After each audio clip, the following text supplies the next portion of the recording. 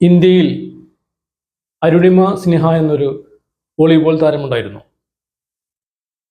ലോകമറിയുന്ന ഈ വോളിബോൾ താരം ഒരു ട്രെയിൻ യാത്രക്കിടെ ട്രെയിനിൽ കൊള്ളസംഘം കയറുകയും ട്രെയിൻ കൊള്ളയടിച്ചതിന് ശേഷം ഈ പെൺകുട്ടിയെ എടുത്ത് പുറത്തിറങ്ങുകയും ഉണ്ടായി.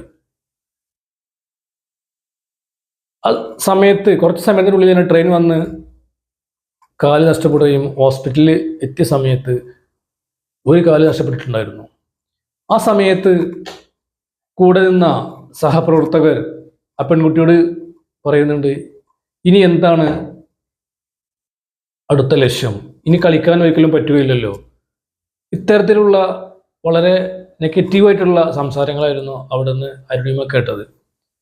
അരുണിമ അവിടുന്ന് തീരുമാനമെടുത്തു, ഞാൻ ലോകം കീഴടക്കും, ഞാൻ ഹിമാലയം കീഴടക്കും. ഈ ചിന്തയിൽ നിന്നാണ് ആ പെൺകുട്ടി ലോക ചരിത്രത്തിൽ ആദ്യമായി ഒരു കാലില്ലാതെ ഹിമാലയം കീഴടക്കിയ മഹാവനിത. നമ്മൾ മനസ്സിലാക്കേണ്ടത് 2025 എന്നുള്ളതിന് കുറച്ച് ദിവസങ്ങൾ മാത്രമേ ഉള്ളൂ.